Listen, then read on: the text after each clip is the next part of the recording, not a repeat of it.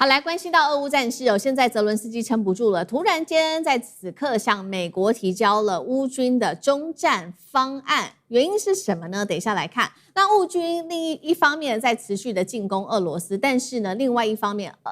美国副总统范斯下令说不要再针对于黑海的地方再继续做攻击的原因是什么？等一下也来看。另一头，我们来看到俄军现在准备在动员是俄版的星链卫星要接管战场的神经吗？今天我们会做一个深度的剖析。俄乌战争现在关心到打了第5年，出现了一个不寻常的讯号，就是我们刚刚特别提到了，为什么泽伦斯基基辅现在突然间说要把新的终战方案给交给美国了呢？但是问题来了，为什么开始谈终战？表面上我们看到乌军现在的动作，包括他扩大他的打击，透过的就是无人机跟反舰飞弹突袭俄罗斯在黑海的重镇，这个地方是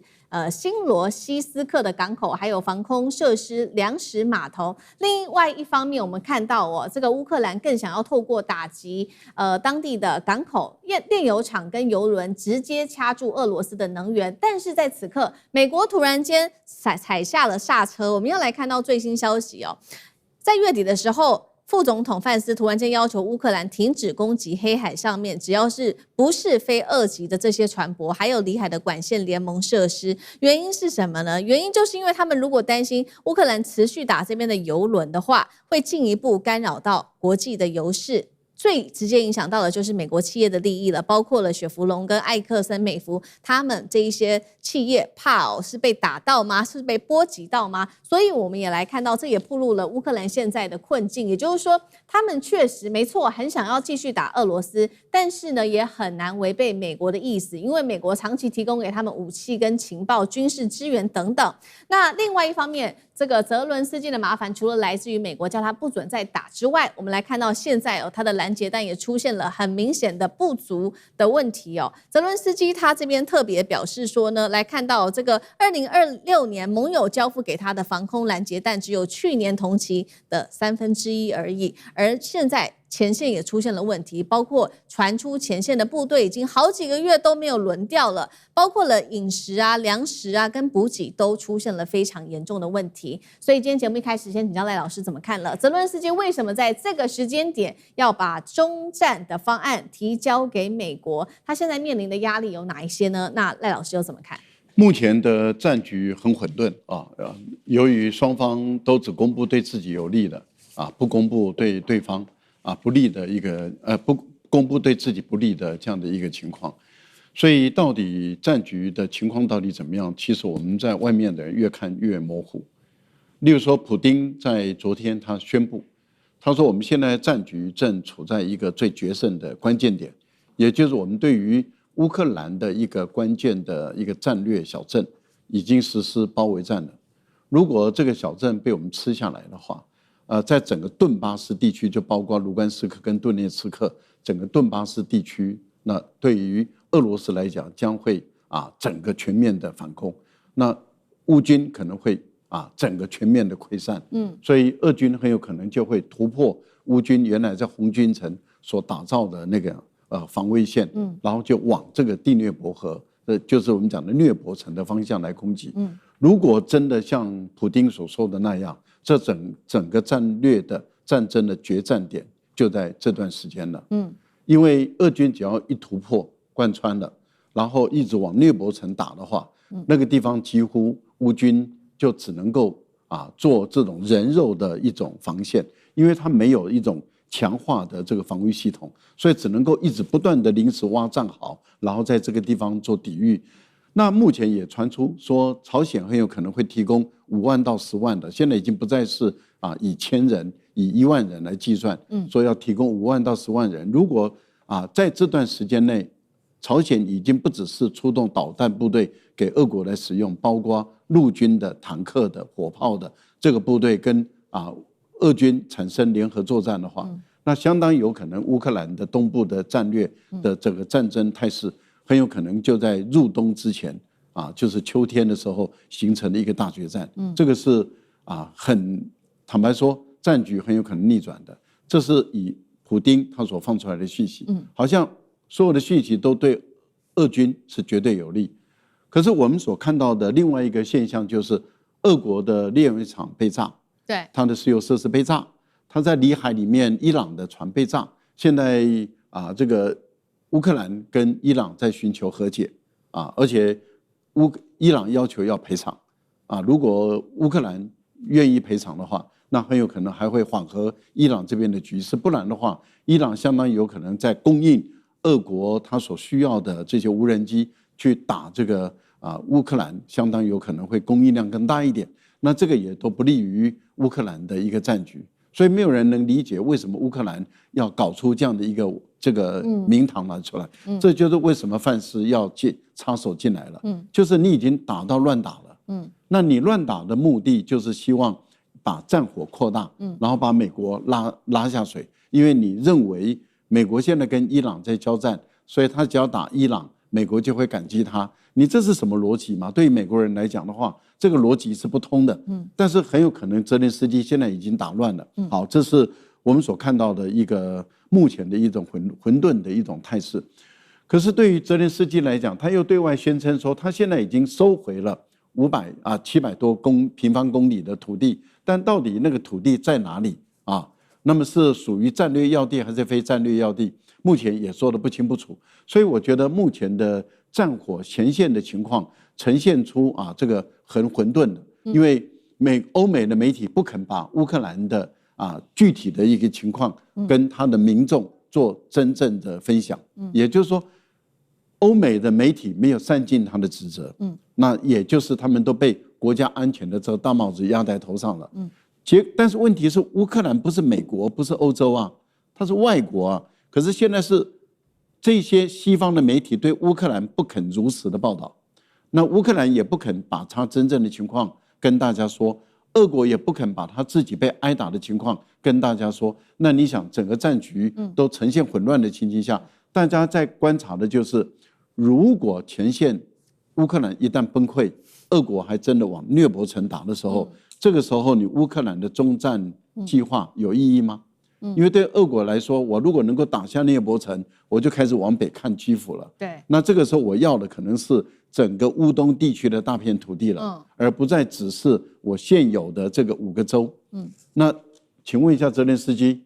你是不是会提出中战计划？是不是你知道你在战略的决策点对你乌克兰已经处于不利的地位了？可是当你处于不利的地位，你要谈和的时候，那哪那么简单那他提中战计划的意思，等于是希望川普出来斡旋。可是问题是，川普的信用值几毛钱，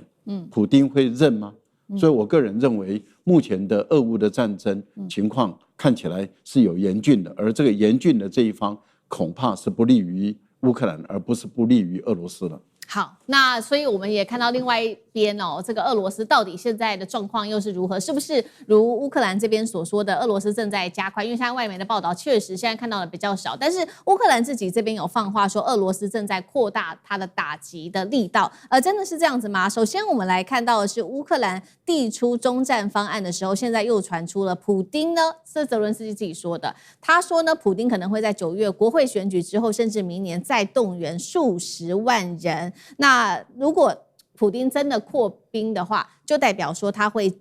填补前线的巨大人力耗损，并且往扎波罗热顿内茨克的方向继续的前进，并且保护好目前被攻击的包括当地的炼油设施机场跟港口等等。另一方面，除了这个俄罗斯可能自己扩兵之外，刚刚赖老师也特别提到了，有可能来自于北韩的支援。那现在人数确实还不确定到底多少人，3万、5万、10万，现在都有各种的说法。那另外也传出呢，部分的飞弹的产量呢，在这个北韩的合作之下，已经超过了原本他们的年度计划。泽伦斯基最新还透露了一件事情，他说北韩的一个导弹发射旅携带了120枚的 KN 系列导弹，现在目前是已经进驻在俄乌的边境了，并且对乌克兰的边境开始发动了攻击，而且他认为他们的实力是非常强大的。他这么说的，他说俄军呢，他花了2周夺不下的目标，这一次300名的北韩军5个小时之内就把当地给清场了。到底怎么回事？哪一个消息比较有可能是俄军真的在扩兵，还是乌克兰自己在说呢？那杨老师怎么看？北韩兵这么厉害，这个我们也是很期待看看他实战的这个情况是如何但是这个话毕竟是乌克兰是泽伦斯基这边讲的。我觉得，因为这是一个预测，就未来几个月之后，特别在就是9月之后，俄罗斯有可能做到，就是增加兵力数十万。那如果真的是如此的话，我们先就这么样一个推论哈。那什么原因会增加兵力呢？那第一个当然就是补充前线，尤其现在整个乌东地区，其实它补充前线。那补充前线的目的，可能就是为了第二个，要开辟新战场，或者是做扩大的攻击。刚才赖老师提到的聂伯城，或者是哈尔科夫。那如果真的打哈尔科夫的话呢，那其实这个兵力的增加可能10万还不够。聂伯城这是一个新的就是攻击的一个地点。第三个呢，当然，普丁提过哈，他希望在乌东范围之内做一个安全这个缓冲区。那这个缓冲区的建构呢，需要更多的兵力。这个兵力就不一定是战场上第一线的这个兵力，所以这都有可能。那在这样的情况之下，普丁的增加的兵力，在这几个因素之下，看起来我觉得他是会这么做。那会多少来自于北韩的援助，这我们真的不知道。然后呢，有多大的战力，也要看实际上战场的表现。有没有可能是泽伦斯基自己等于是放话的？对，目前我觉得是他放话。俄罗斯就算真的有征兵的这个计划，他也不会到处嚷嚷，他也不会真的就是说去对外公布。那当然，你的情报那么厉害，能掌握吗？我也怀疑。但是如果是泽伦斯基自己的假设推论的话，原因为什么？那当然就是要逼欧美各国提供更多的援助、弹药、装备，否则根本就这个仗很难打得下去。那同时呢，我觉得也是泽伦斯基为他自己本身的地位，以及可能下一波乌克兰自己动员本土的兵力、增加兵力，也在做因应的准备，所以都有可能。那到底乌克兰这个有没有可能守得住？我觉得其实当然，现在就是为什么他这么放话，他就是看得出来，他的兵力、他的武器、他的防空能力现在都受到影响。然后无人机的这个战力有，但是他没有办法做决定性的战场上的改变。他没有像伊朗那样子的地理的位置，而且不对称的优势。那同时呢，你看到就是欧美这边提供的援助能不能真的持续不断？那我觉得，如果说川普能够结束伊朗的战争，川普能够赢得年底的大选，启动选举，也许他还会稍微思考一下，伊朗的战争现在看起来就是非核非战，和平的和，持续的拖下去的消耗战，那然后呢，我觉得年底的其中选举，美国共和党可能在众议院上面会受到挑战。在这样情况下去，他对俄乌战争的支持，对乌克兰的支持，来自于美国，来自于川普，我觉得可能会再一次的被打折扣。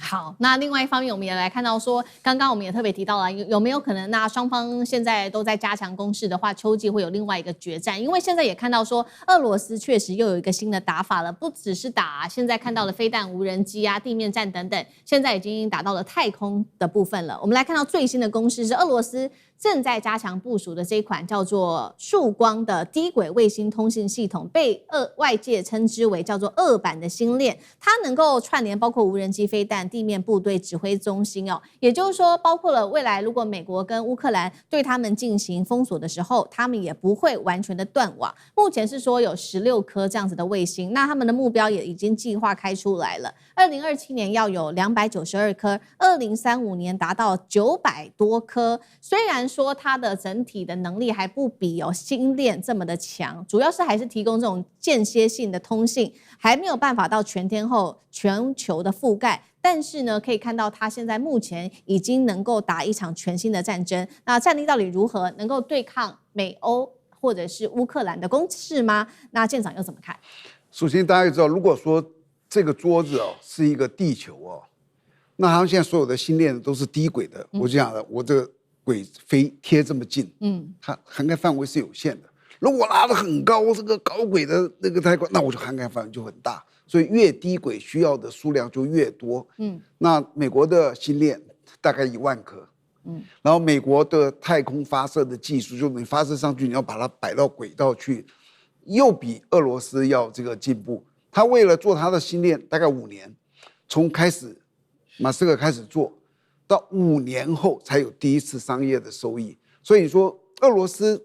现在去做，这当然他要去做，但是他对这场战争基本上是没有什么影响的。丢这个东西他就能怎么样？那干脆他跟中国大陆合作好，叫中国大陆提供他一些这个战资料。但是任何一个大国一定要去做星链。我想美国已经在做，中国也在做，俄罗斯你可以看到他起手在做。我觉得未来像欧盟也会做。为什么？它有太多的用途了。第一个就是它的军事用途，它军事用途就是整个我指挥得到，我看得到。你把整个这个地球不管哪里，那你当然这个打仗第一个要看到，你看不到你还打什么仗？这是第一。第二个就是它的商业利益，商业利益非常之大。我这样子讲一个，就是如果我们今天是一个3G 的这个手机哦，它的基地台啊，在这服务的基地台大概可以服务几百个使用者，就是我同时之间有几百个人可以透过我传给另外几百个人。如果4G 的话，几千人，就加了10倍。5G 几万人，我们台湾现在是4G 嘛，所以如果你只有这个时候，又因为地面的这个东西是有一个很多的限制啊，所以你去看，如果说我中华电信想要让我全台湾这个地区能够通的话，它的基地台通常是1万到2万哦，用这么多。如果你今天拉到天空，我又是6G， 你说那一个可以10几万，我可能整个台湾我这样子讲，我20颗低轨卫星我就把它全部这个构连了。那加上它是整个地球的。我记得好久以前我听马斯克讲说，他们将来有一天要卖他们星链手机，抓起来星链手机要买的时候很贵，以后他都让你去，整个地球没有一个地方不通，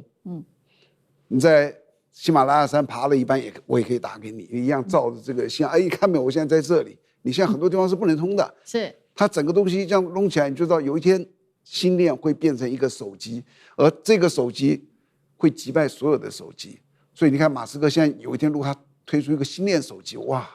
那是一个多大的一个市场，所以它的利益太大，所有的大国都要抢这些利益，目前都看得到他们在这样做。好，谢谢舰长。那我们休息一下，马上回来。观众朋友们，我们要开会员频道啦！因应呢美中、中东还有印太的乱局，你看到的是新闻，我们看到的是背后谁在操控这个世界。加入会员可以取得独家视角的通行证，你将优先取得更深的观点判读，包括了核心真相分析、历史脉络拆解、局势推演逻辑。同时解锁会员勋章、优先互动权、问题解析、幕后花絮，支持我们制作高品质的影片。点击下方的加入键，一起成为战友吧！我们会员频道见。